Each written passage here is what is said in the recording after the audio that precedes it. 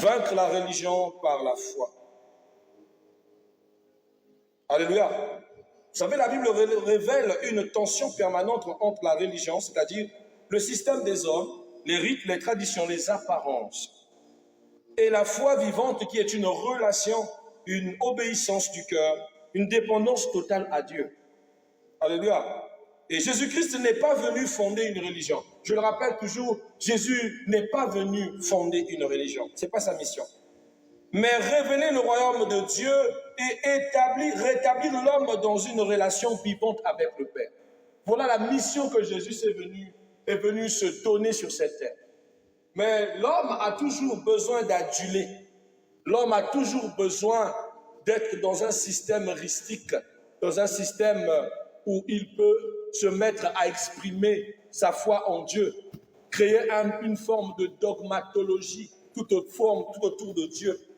Mais cependant, bien-aimés, nous sommes censés marcher selon le modèle de la vision. Et le modèle de la vision, c'est Jésus-Christ. Et Jésus n'a jamais emmené une religion sur cette terre. Si vous demandez la religion de Jésus, Jésus parlera du salut. Or, le salut est des Juifs. Mais Jésus ne nous enseigne pas le judaïsme. Jésus enseigne une vie qui n'est égale et semblable qu'à lui. Il nous a parlé de l'amour, il nous a parlé de la justice, il nous a parlé du royaume de Dieu, des choses que le judaïsme n'a jamais enseignées. Alléluia. Voilà pourquoi est-ce qu'on doit qualifier Jésus de judaïste? Je dirais non. Tout simplement parce que Jésus est venu briser les limites de la religion. La religion est une idéologie humaine, une idéologie fondée par les hommes, totalement bâtie de manière à ce que l'homme ait le contrôle sur ce système de religion du début jusqu'à la fin. C'est l'homme qui définit comment il adore, c'est l'homme qui définit comment il donne, c'est l'homme qui définit comment il est, c'est l'homme qui définit tout dans la religion. Tandis que dans la foi, c'est une affaire de relation entre Dieu et les hommes. C'est une affaire d'obéissance du cœur et de dépendance totale à Dieu. C'est ça la différence qu'il y a entre la religion et la foi. Alléluia. La Bible dit dans le livre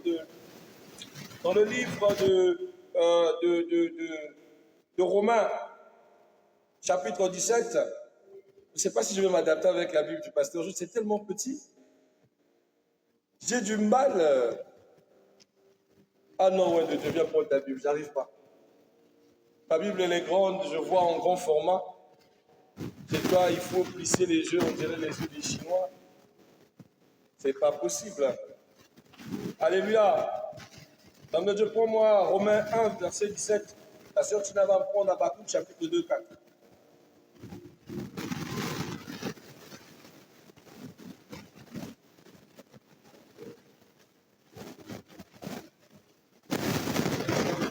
Yes. Parce que lui est révélé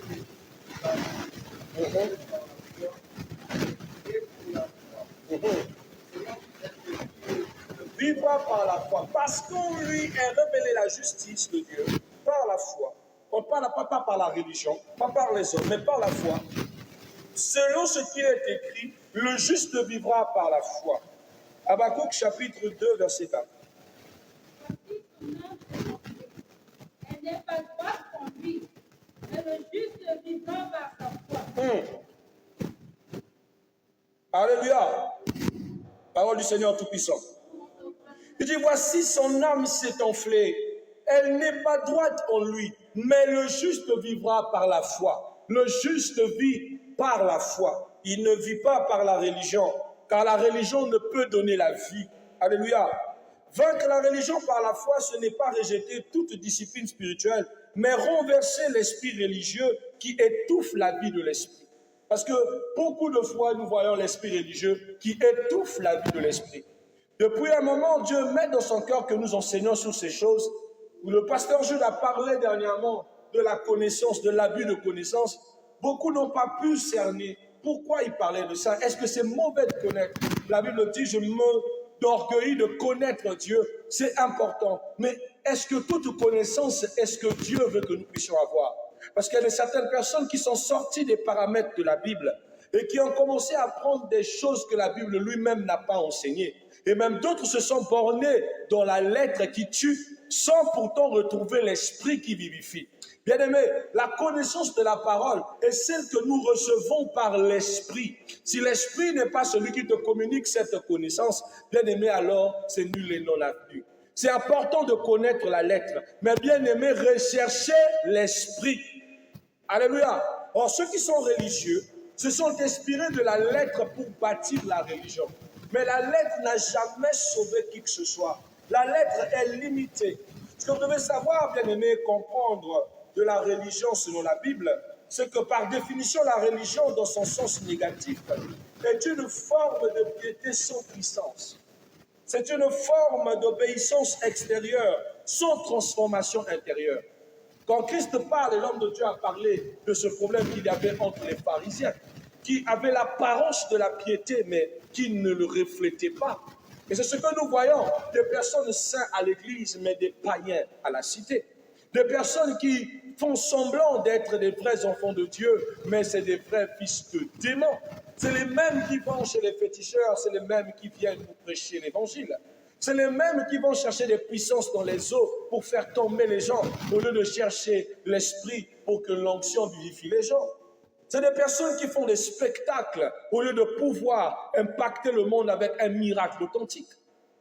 Je n'ai vu nulle part Jésus afficher le miracle devant tout le monde. À chaque fois qu'il faisait un miracle, il disait à la personne de ne pas en parler. La personne elle-même allait faire le témoignage. Mais nous-mêmes, nous voulons prouver que we are able to make some things. C'est-à-dire que nous sommes capables de faire quelque chose. Nous sommes dans une génération proscrite qui est rentrée dans une forme du christianisme d'apparence, mais pas de profondeur, pas du cœur. Alléluia. Une recherche de justice par les œuvres. Nous voulons que la justice soit offerte par les œuvres, que ce soit nos œuvres qui font que nous réussissions. Quand quelqu'un a trop péché, vous le dites qu'il n'ira pas au ciel. Quand quelqu'un a trop fait du mal, vous lui dites que Dieu ne le sauvera pas. Quand quelqu'un s'est éloigné, vous lui dites qu'il n'est pas juste. Un homme qui a de longs cheveux, vous lui dites que ce n'est pas un bon chrétien. Vous jugez les hommes par l'apparence et non par la profondeur de leur cœur. C'est ça la religiosité. C'est la vie de la religion. C'est de critiquer et de critiquer. Dernièrement, il y a quelqu'un qui nous a critiqué. Il a dit, nous sommes une église de salon. Comme si Christ avait laissé une image proscrite de l'église qui devait être un temple selon l'édifice de sa pensée. Alléluia. Or, la Bible parle du corps de l'homme comme le temple du Saint-Esprit. Il dit, là où 2 ou 3 sont réunis en son nom, il est au milieu d'eux. Alléluia. Lorsqu'il parle d'Ecclésia, c'était des gens rassemblés pour le Seigneur. Ce n'était pas d'abord une religion, c'est d'abord une foi. Et si la foi ne nous rattache pas, bien-aimés, ce n'est pas la parole qui va nous attacher. Parce que la foi, nous l'avons à travers la parole qui est enseignée. Nous devons comprendre que la religion est l'une des choses qui est en train de nous emmener à la péremption. Et qui est en train de détruire notre relation avec Dieu.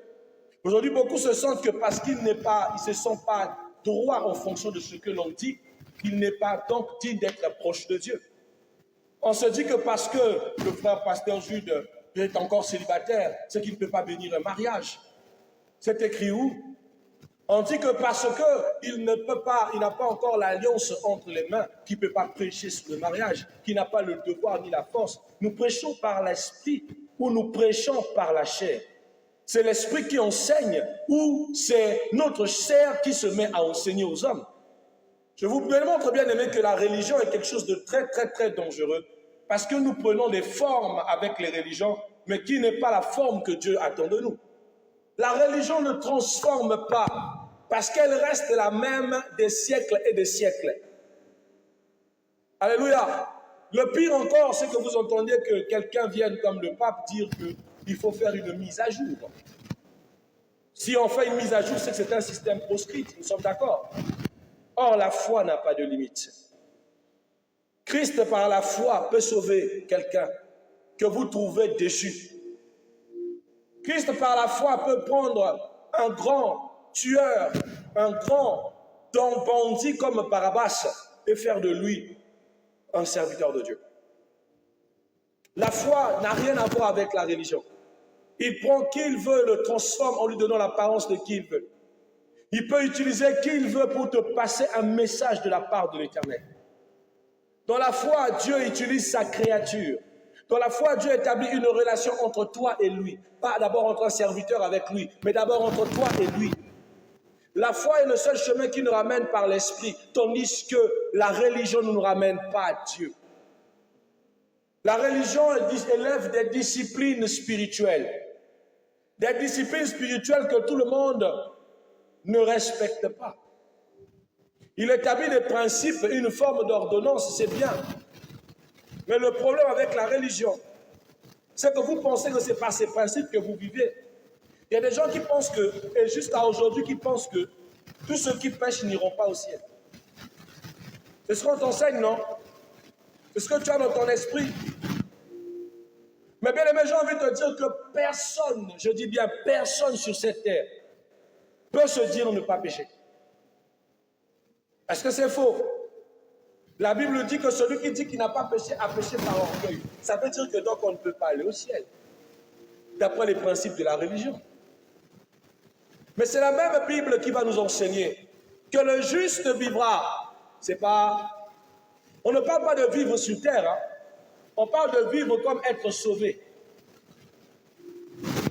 Le juste il vit par la foi. Et nous ne sommes pas justes par nos œuvres. Bien aimé, dans la foi, aucune œuvre ne te sauvera.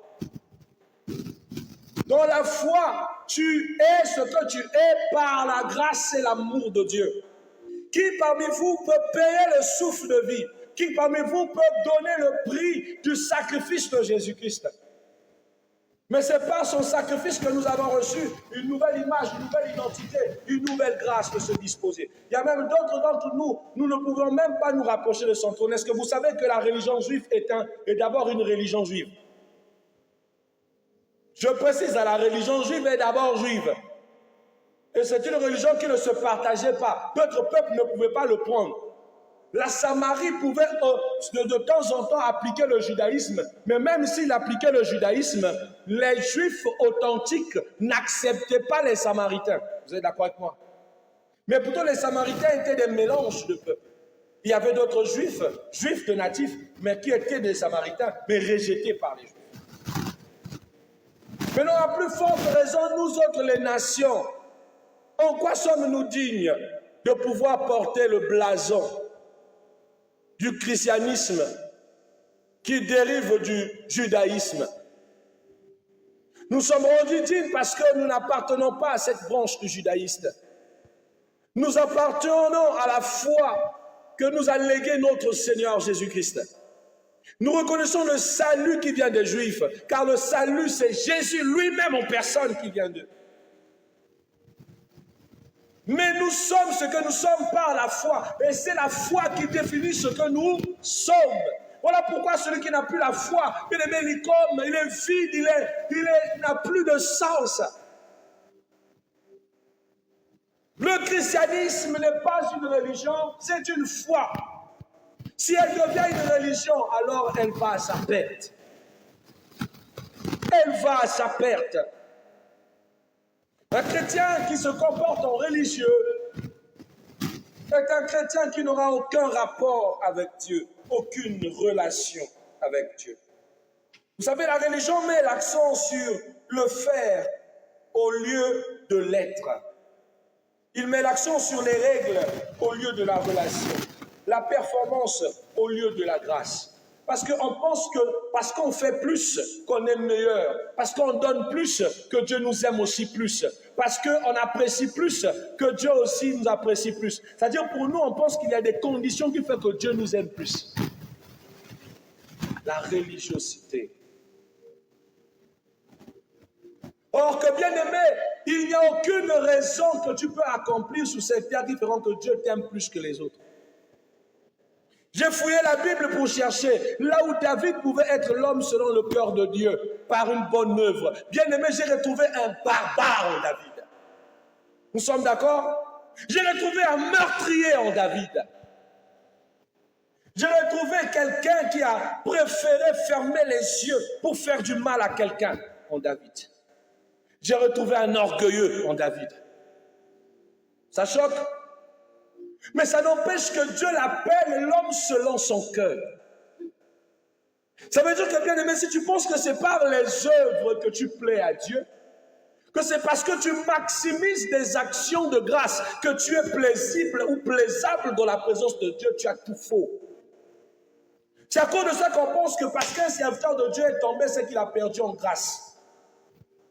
J'ai cherché ça dans la Bible, je n'ai pas trouvé. J'ai vu Dieu prendre le même Jonas qu'il a désobéi, l'envoyer dans le ventre du poisson, le ramener à Ninive pour aller le servir. Aïe. Je vous montre bien aimé que la religion n'a rien à voir avec la foi, parce que la religion reste des principes, où si tu échoues sous ce principe, c'est que tu as carrément échoué dans le cadre de Dieu. C'est à cause de ça que nous qui avons grandi à l'époque, quand on trouvait une sœur qui est tombée enceinte sans mariage, sainte sans parents, cette sœur est exclue de l'église. Vous savez? Elle était jugée comme une paria. Mais quand Christ rencontre la Samaritaine dans le livre de Jean, chapitre 4, Jésus lui dit, où est ton mari? Il dit, j'en ai pas vu. Tu as raison, tu n'as pas de mari, tu en as même 7. Et cette femme dit, oui, effectivement. Est-ce que Christ a levé l'anathème sur cette femme? L'a-t-il jugée? Est-ce que cette condition faisait qu'elle ne peut pas être sauvée? Devait-elle être exclue de la présence de Dieu parce qu'elle a péché? Combien de sœurs que nous avons éloignées de la foi parce qu'elles ont péché? Des frères qui sont tombés que nous avons rejetés parce qu'ils ont péché? Parce que nous sommes restés bornés dans la religion et ses pratiques qui n'ont rien à voir avec le christocentrisme. Bien-aimés, essayez d'analyser l'évangile de Christ à la lumière de la loi. C'est une perdition, je veux le dire. Ça fait mal, mais c'est opposé. Quand Paul parle de l'anéantissement de la loi, il ne blague pas dans ces détails. Ce n'est pas une chose à blaguer. J'ai essayé de voir si je pouvais prendre la loi comme principe pour essayer de marteler la conduite de ceux qui vivent par la grâce. Ça ne marche pas. Parce que le comportement de Christ est opposé à la loi. La loi qui en parallèle a que des sanctions et des mesures pour toutes choses. Il cadre une discipline, mais une discipline qui prévaut une sanction, une malédiction. Mais Christ dit, même si tu as péché, viens demander pardon. Christ dit, même si tu es tombé, relève-toi. Christ dit que son amour est avec toi. Christ dit que tu n'es pas juste par tes œuvres, mais c'est lui qui te justifie. Tu comprends que la religion n'a rien à voir avec la foi. La foi, c'est une autre monde. Alléluia. Nous avons l'exemple de pharisien. Le pharisien était irréprochable sur le plan religieux, mais mort spirituellement. Dans Matthieu chapitre 15, le verset 8, il dit, ce peuple m'honore des lèvres, mais son cœur est éloigné de moi. C'est à cause de la religion. Ils ont l'apparence de la sainteté, ils ont l'apparence de la piété, mais ils n'ont aucune vie, aucune relation avec Dieu. Jésus les confronte parce qu'ils connaissent la loi, mais refusent la vérité. Ils imposent des fardeaux qu'ils ne portent pas eux-mêmes. Ils remplacent la foi par la tradition.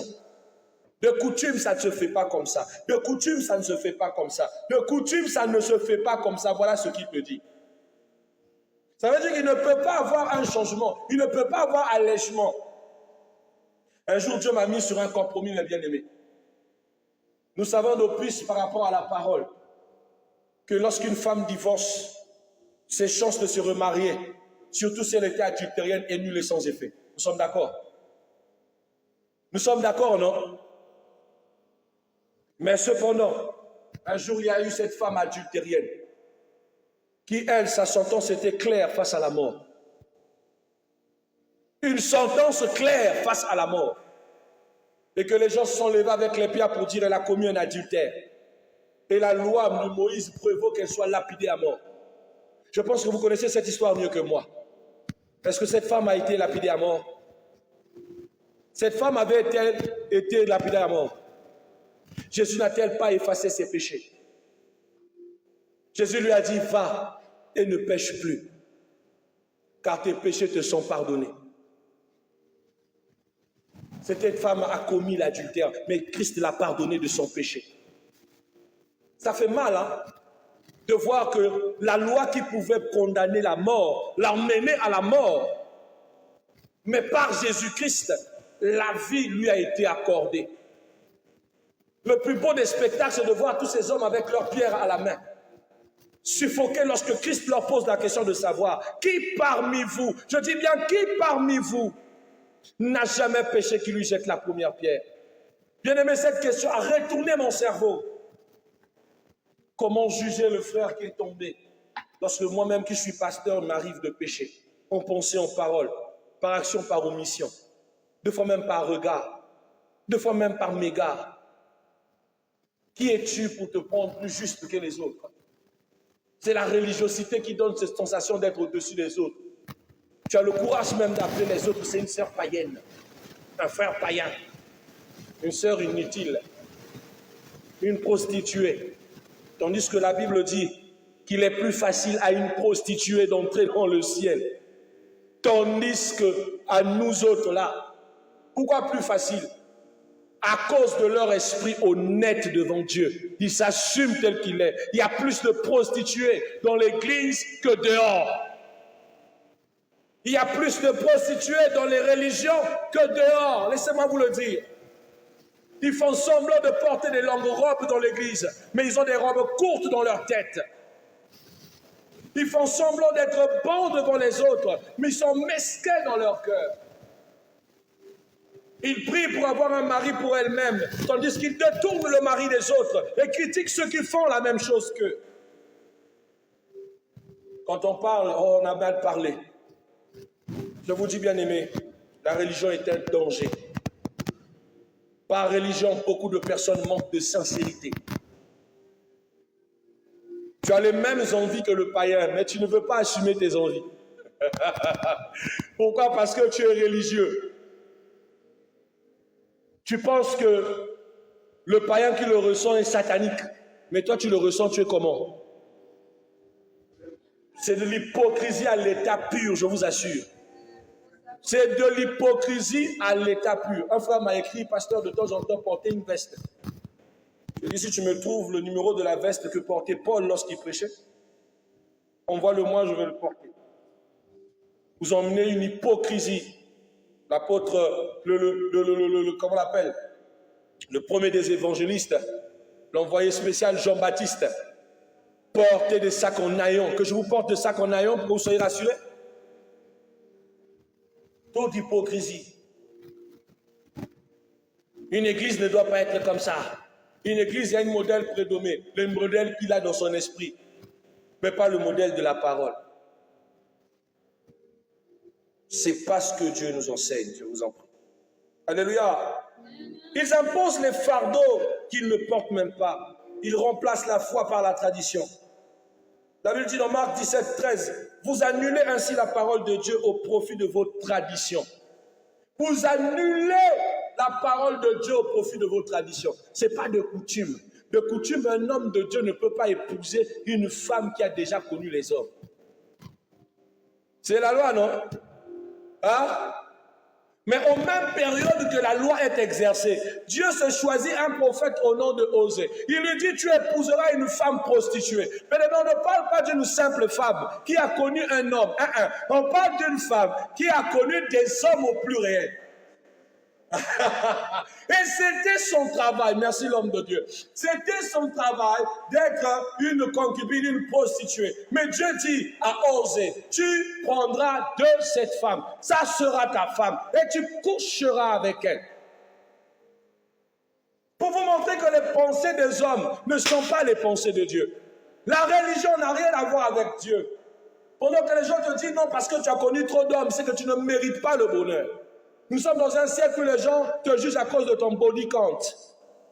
Non, comme elle a un gros body count, pas possible, c'est une femme immariable. Qui a dit ça? Et toi, tu as un body count normal.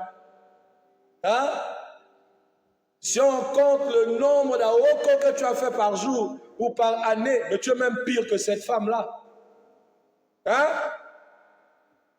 Mais c'est terrible, je vous assure. Et tu vois, c'est lui qui fait le saint. Non, moi, une femme qui a déjà connu même 3 hommes, je ne peux pas la parier. Non, et ceci. Mais Dieu lui-même prend son serviteur Osée. Dans la loi, Jésus n'est même pas encore arrivé. Il va l'emmener épouser une prostituée. Une prostituée, pas une femme qui a connu un homme. Pas une repudiée. Une prostituée. Celle qui en a fait son boulot. Qui a connu plus d'hommes. Oh Dieu, qu'est-ce que tu veux m'enseigner ce soir? Une manière de te briser dans ta façon de te sentir excellent. Parce que tu te penses que, comme tu ne commets pas de péché, toi tu es la sainte ni-touche. Que ceux qui le commettent sont mieux. Que toi tu es mieux qu'eux. J'ai envie de te dire, tu n'es pas mieux que ceux qui sont tombés. Tu n'es pas mieux que ceux qui commettent les péchés. Tu as juste décidé d'apporter une discipline à ta marche. Alors ne les juge pas, ne les critique pas par religiosité. Bien au contraire, reste quelqu'un de la foi. Avoir une discipline par la foi ne te donne pas le droit de minimiser la vie des autres, de trouver que les autres sont sales, sont païens, sont pas justes, sont pas droits. C'est pas ce que Jésus nous apprend. Ça, c'est le comportement de la religiosité. La religiosité te poussera à penser que ceux qui ne font pas partie de ton église ne sont pas des frères dans le Seigneur. La religiosité te poussera à penser qu'au-delà de ton pasteur, il n'y a pas d'autre bon pasteur. Ah. La religiosité te poussera à penser que le Saint-Esprit n'existe que dans votre église. Papa, je suis allé ailleurs, je n'ai rien ressenti. Mais le jour où papa t'a blâmé, tu n'as plus senti le Saint-Esprit. C'était l'Esprit de Dieu que tu ressentais ou c'était les convictions? Ou c'était les émotions? Oh mon Dieu. Est-ce qu'on peut parler de ces choses? Alléluia. La foi est le principe divin de la vie en Christ. La foi n'est pas une croyance intellectuelle, mais une confiance totale en Dieu, une adhésion du cœur, une soumission à la parole vivante de Dieu. Nous savons des sens que Hébreux 11 nous dit que, or, sans la foi, il est impossible de lui être agréable. Dans le verset 1, il dit, or la foi est une ferme assurance des choses que l'on espère, la concrétisation de celles qu'on ne voit pas. La foi naît de la parole de Dieu. Romains 10, verset 17. Elle produit l'obéissance, elle libère la puissance. C'est-à-dire que si nous ne sommes pas dans la foi, zéro puissance. Une église douée de religiosité, zéro puissance. Allez-y. Vous verrez trop le formalisme. Ah, dans l'église en question, depuis qu'on commence. Première partie, participation de ceci. Deuxième partie, participation de cela. Vous avez déjà vu la puissance du Saint-Esprit? Je n'ai pas indexé quelqu'un.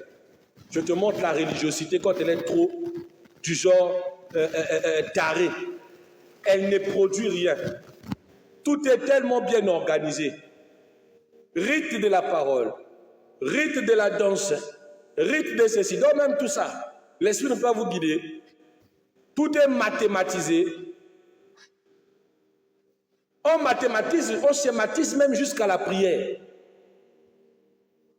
Moi, j'ai vu un pasteur dire, vos prières ne vous toucheront pas. J'écris une brochure. Une brochure remplie de prières écrites par le pasteur. Les 7 dimensions des prières qui débloquent des portes. Il vend son livre à 100 000. Le pasteur Jude là. Je pense que je ne blague pas avec ces choses. Je ne mâche pas mes mots. Nous sommes allés à une conférence avec le pasteur Jude. L'homme de Dieu nous a écrit un livre, Chaille à le feu. Il fallait le livre là-bas de prix. Il y avait des secrets, des mystères, des profondeurs de l'esprit. Le pasteur Jude est là. Je vous assure, la religiosité, c'est quelque chose. Le livre a commencé à 1 million. Un homme de Dieu s'est levé à arracher le livre à 1 million de francs CFA. Je vous assure, bien. Tout simplement parce qu'il veut les secrets de la dimension, de la dispensation, de l'onction qui anime l'homme de Dieu, sans savoir les vraies racines de celui-ci. C'est malheureux, je vous assure. Mais comme on vit dans la religion, on fait comment? On s'adapte. C'est pas bien, bien aimé. Vous devez sortir cela de votre esprit. Vous devez savoir que la foi justifie, mais la religion condamne. La religion a été mise pour censurer. La religion est un bloc disciplinaire, tandis que la foi est une zone de vie. La Bible dit, l'homme n'est pas justifié par les œuvres de la loi, mais par la foi en Christ. Galates chapitre 2, 16. La Bible insiste tellement trop sur ça. L'homme n'est pas justifié par les œuvres de la loi, mais par la foi en Jésus-Christ lui-même. Or, la religion dit, fais ceci pour être accepté. Tandis que la foi dit, tu es accepté, donc vis selon cette grâce. Est-ce que tu vois la nuance? La foi te dit, si tu te comportes bien, tu vas au royaume des cieux. Mais la foi te dit, tu es déjà accepté. Juste comporte-toi comme la grâce que tu as reçue. Comporte-toi comme un enfant de Dieu, comme un enfant du royaume. Tu es déjà accepté. Donc la religion ne te donne pas accès, mais la foi te donne accès. La religion te dit que tu dois d'abord faire des preuves. Mais tandis que la foi te dit, Jésus a tout payé sur la croix. Tu n'as plus de preuves à faire. Tu n'as plus de preuves. Jésus est le modèle de la victoire sur la religion. Jésus a confronté le système religieux. Jésus a guéri le jour du sabbat. Une chose qui était un tabou radical. Jésus a mangé avec les pécheurs. Chose qu'on nous interdit dans la parole et même dans la loi. Paul, même très très attaché à la loi, nous dit souvent de ne pas rester avec eux, de fuir. Mais après lui-même, il nous dit, mais si tu n'es pas avec eux aussi, qu'est-ce que tu fais de différent? Je dis, mais Paulos, même toi tu t'opposes à toi-même, à tes propres paroles. Je dis, non, je vais écouter Jésus. Laisse-moi retourner dans les évangiles. Et je retourne dans les évangiles. Le Christ me dit, si tu salues ce que tu connais, tu fais bien. Mais le mieux, c'est de saluer même ce que tu ne connais pas, même ce que tu n'aimes pas. Et j'ai compris que le Christ nous appelle à briser les limites de notre façon de voir les choses. Combien de personnes ont laissé leur famille à cause de la religion? Combien de familles se sont brisées à cause de la religion? Combien de gens se sont séparés à cause de la religion? Des couples qui s'aimaient tellement ont rompu leur relation, ont rompu leur amour à cause, soi-disant, de la religion. Quand on dit ces choses, on a dit, c'est la Bible qui a dit, false is a false is a false. La même Bible dit que les rencontres sont scellées au ciel. C'est pas ça. Donc Dieu t'a fait rencontrer quelqu'un qui est avec toi, qui t'aime pendant des années, près de 10 ans de relation, plus de 11 ans de relation. Pour qu'après, soi-disant par son immense bonté et par sa volonté, que par la religion, vu que vous n'avez pas de coïncidence religionique, que vous vous séparez. C'est ça? L'apôtre Paul dit, si vous ne partagez pas la même religion, mais si cette personne est mariée à toi, il est sauvé à cause de toi. Pour rester, il n'y a pas de séparation.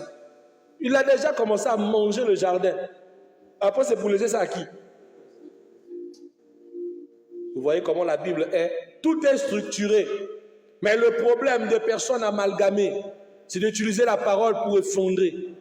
Et quand il sépare des couples de vie, des gens, et il est content, il pense qu'il a agi au nom de la parole, mais au nom de la religion, et pas au nom de la foi.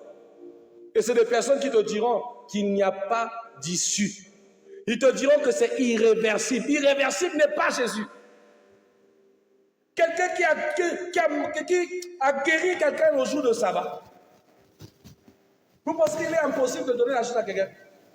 J'ai rencontré une soeur, on lui a dit, parce que tu es déjà marié, tu ne peux donc plus te marier. J'ai dit, qui a dit ça? Laisse-moi aller prendre les décrets en haut. Laisse-moi aller prendre les décrets en haut. Et tu vas te marier, rien ne va t'arriver.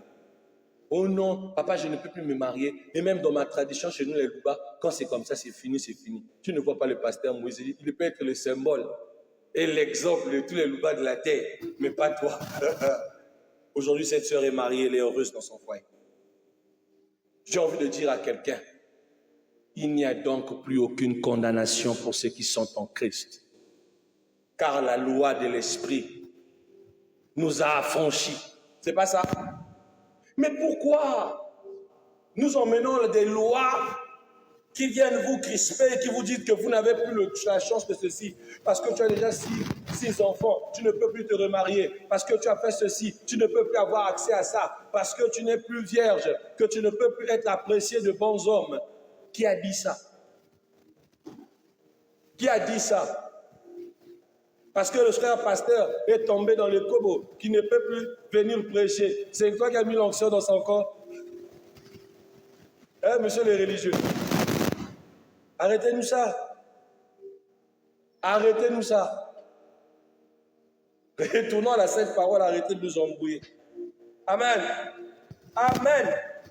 Jésus a guéri le jour du sabbat, a mangé avec les pécheurs. Il a pardonné avant d'exiger le changement. La Bible dit dans Marc 2, 27, il dit, le sabbat a été fait pour l'homme et non l'homme pour le sabbat. C'est un verset qui a retourné mon cœur. Le sabbat, je lis ça en français parce que des fois le mot sabbat t'embrouille. Il dit, le repos a été fait pour l'homme et non l'homme pour le repos. Mais pourquoi le jour du repos, tu préfères t'abstenir de faire du bien lorsque le repos a été fait pour toi?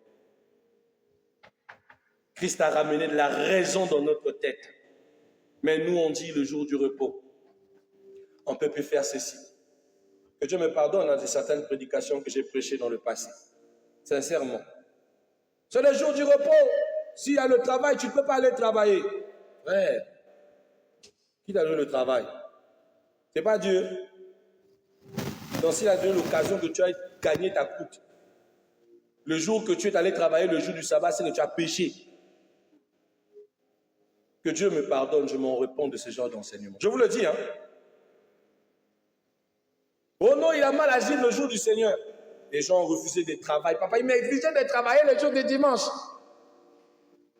Pendant que le Christ nous dit, le sabbat est fait pour toi. Mais toi, tu n'es pas fait pour les sabbats.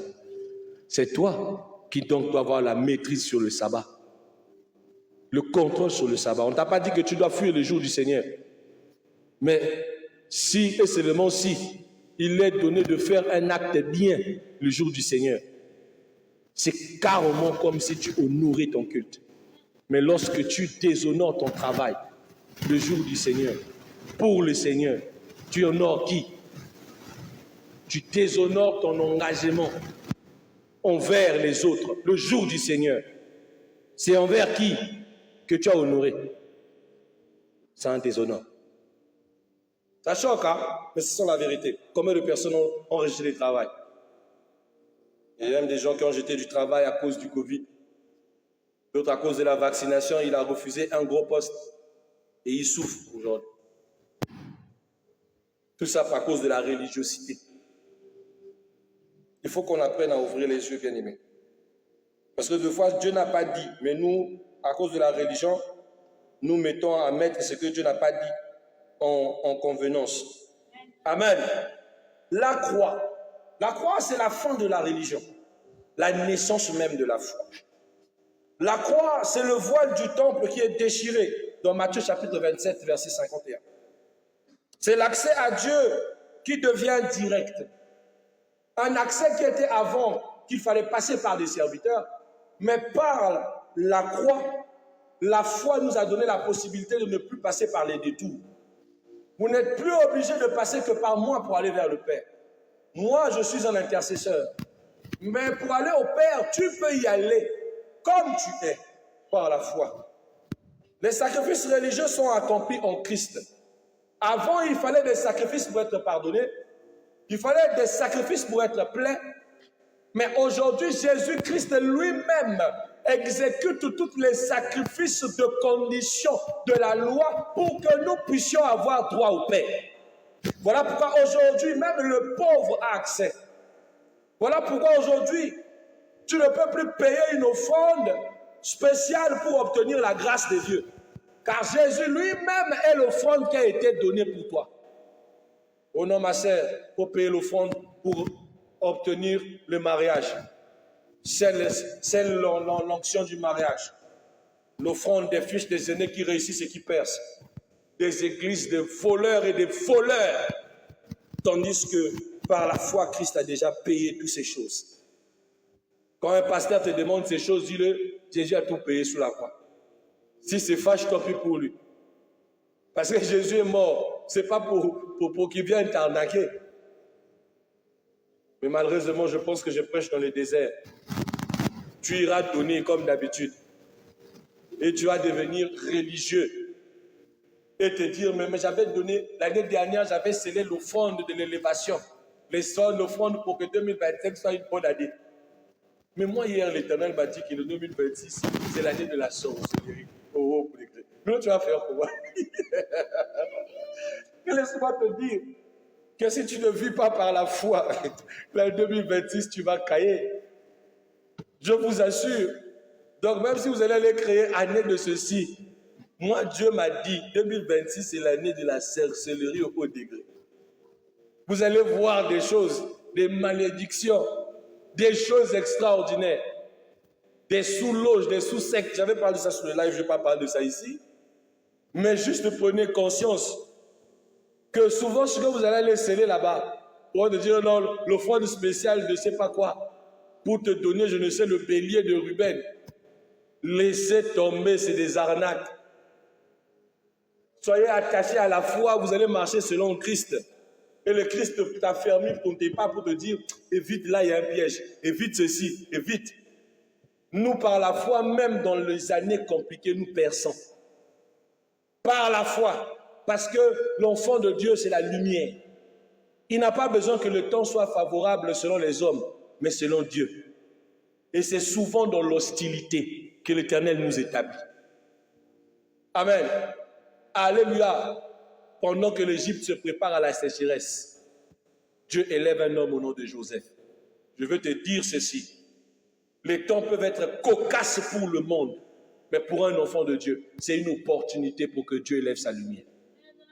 Donc arrête d'échanger l'année meilleure, l'année après. Ça fait combien de fois que tu déclares ça, les 31, à l'église, pour vivre les échecs sur les échecs des années, au point que maintenant tu as du mal même à vouloir te souhaiter des vœux. Tu n'as encore rien vu.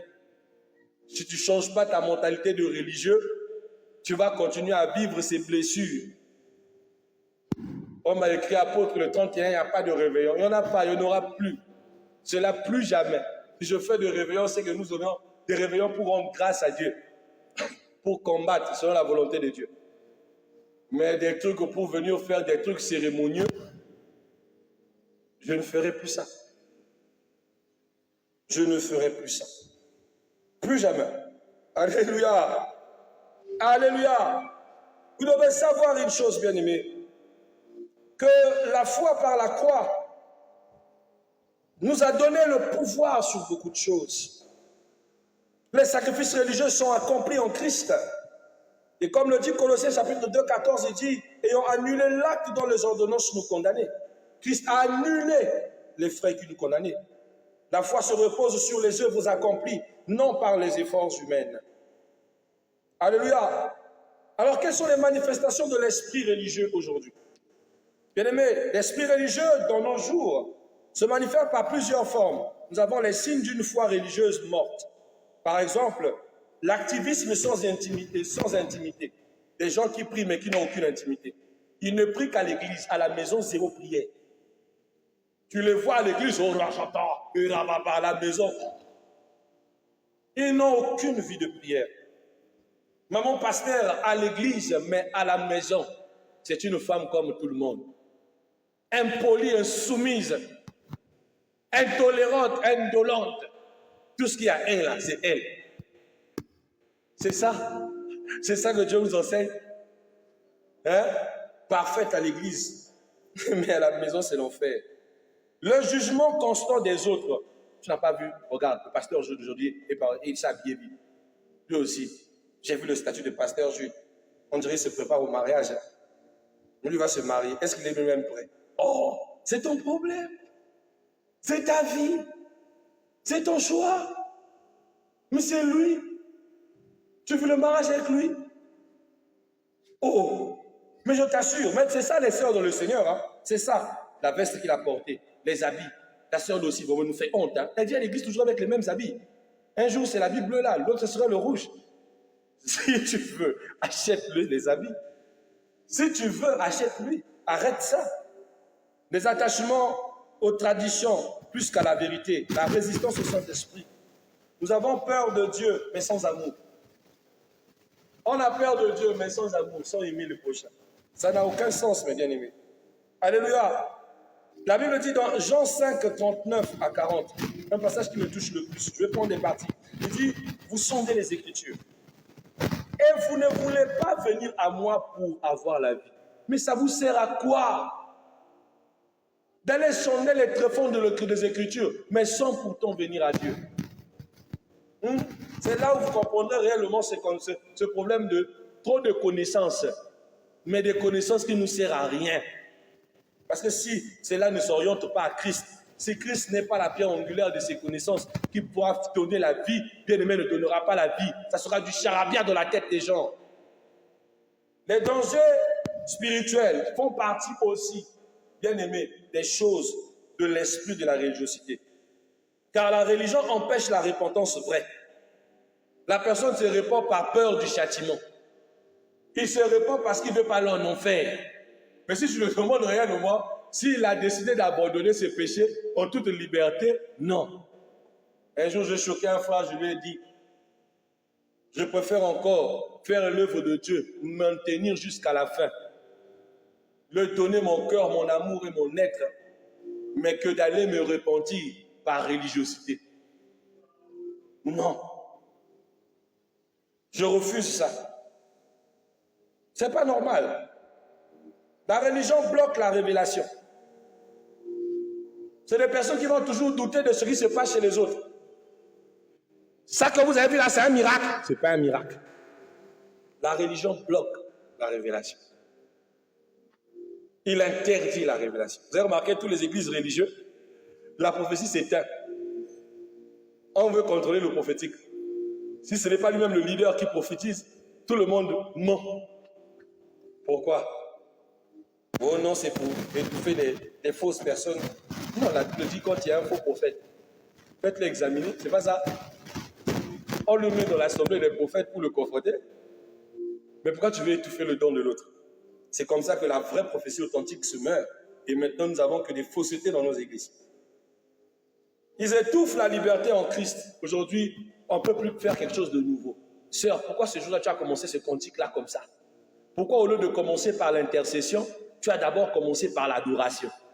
Oh non, il y a un organigramme précis qu'il faut respecter. Donc, tous les modérateurs n'innovent pas selon l'esprit. Ils se laissent conduire par un canevas bien précis. C'est la religiosité. Ce n'est pas normal. Tout le monde sait que on commence d'abord par l'intercession. Après l'intercession, on va là. Après, on va à Mabunza. Après, tout le monde connaît. C'est comme ça que les gens anticipent le culte. Ils peuvent venir à n'importe quelle heure parce qu'ils connaissent le culte. Que Dieu bénisse le pasteur Baïgondi. Un jour comme ça, nous arrivons au culte du matin. On était à peine 4 dans la salle. Il a pris le micro, il a commencé la prédication. Nous le regardons comme ça, mais papa, la prédication à l'heure là, oui. Il a commencé la prédication à 8h. 8h30, 8h40, il a fini la prédication. Il nous a mis pour adorer. Nous avons adoré le Seigneur, au moins jusqu'à 9h fort, 10h. Après, il a lancé les quêtes. Les quêtes dans le temps que ceux qui avaient l'habitude de venir vers la fin de la prédication, là, pour faire semblant de venir au culte, puissent arriver. Dès qu'ils arrivent là, au plus tard, 10h fort, le culte est fini. Oh, mais le culte est fini comment? Mais c'est l'heure de la prédication. Il dit non, on a commencé la prédication depuis 8h. Et il a fini, hein, il est allé à son bureau. Une sœur lui a dit, papa, quand c'est comme ça, vous n'allez pas avoir des offrandes. Il lui a dit, si c'est que pour vos offrandes, que je dois vivre votre indiscipline, vous avez menti. Si l'Esprit de Dieu me dit que nous allons commencer la prédication au début, ça va se passer au début. Ça va se passer au milieu, ça se passera au milieu. C'est Dieu qui décide, non? N'est-il pas souverain? Quand il y a une chose qui est déjà retracée comme ça, soit disons au nom de l'ordre, ça casse la souveraineté de Dieu. L'ordre de Dieu, c'est le désordre des hommes. Je le dirai toujours. Le désordre des hommes ne sont pas l'ordre de Dieu. Hein. Ah, il ne faut pas se mélanger cet esprit-là. Alors, la Bible dit dans Galates chapitre 5, verset 1, il dit, c'est par la liberté que le Christ nous a affranchis. alors ne faisons pas de cette liberté une occasion de retomber dans les œuvres charnelles. Comment vaincre la religion par la foi? Revenir à la relation vivante avec Christ. C'est déjà la première des choses. Vaincre la foi, c'est revenir à la relation avec Christ. C'est dire quelle est ma relation avec Jésus. Qu'est-ce que moi j'ai comme intimité avec Jésus? Qu'est-ce que je l'aborde avec Jésus dans mon intimité, hors l'église, chez moi à la maison? Est-ce que Jésus me connaît? Est-ce qu'on parle avec Jésus? Est-ce que je partage quelque chose avec Jésus? Quand on regarde, toi-même tu pries à la maison, est-ce que tu as une intimité avec Jésus? Jésus a cessé de te connaître. Hein? Tu deviens juste sœur à Nouarite à l'église. Mais zéro vie de prière. Zéro contact, zéro méditation avec la Bible. Tu es une sœur religieuse. Sœur préformat, frère préformat. Mais à l'intérieur, non. Quand tu entends le frère Rolf en train d'intercéder à 4 heures pour rechercher sur Dieu, c'est toi qui poudre. Oh, il agace. Mais toi, ce n'est qu'à l'église que tu es là. Oh, papa, Yahweh, Zambé, Seigneur, il est écrit dans les Écritures, marqué que tu es. Dieu veut ce qui est à l'intérieur. Ce qui est à l'extérieur, là, ne le plaît pas. Ça ne le plaît pas. Tu es propre de l'extérieur, mais à l'intérieur, tu es pourri. C'est en intérieur qu'il cherche. Est-ce qu'on peut se le dire? Une foi doit se cultiver par l'intimité, par la prière sincère, par l'écoute du Saint-Esprit. La Bible dit dans Jean 15, 4, dit « Demeurez en moi, je demeurerai en vous ». Mais vous-même, vous ne demeurez pas en lui. Comment il va demeurer en vous? Aller à l'église, ce n'est pas demeurer en Christ. Hein? Aller à l'église, ce n'est pas demeurer en Christ. Je ne suis pas allé à l'église sans aller à Dieu. Commencez d'abord par vous, chez vous à la maison. Notre mère priait avec moi et ma sœur.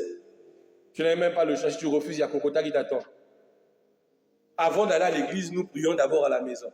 Avant de dormir, on prie. Donc même quand j'avais sommeil, tellement sommeil, il ne va pas te dire, bon écoute, tu vas dormir au risque que tu insultes Dieu. Même dans ton sommeil. Elle-même, elle a sommeil. Des fois, elle va dire des choses qu'elle-même,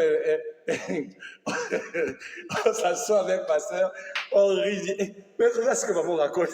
Mais elle a sommeil. Mais tu sais, la plus belle des leçons, c'est qu'elle nous apprenait que ton soi peut prier.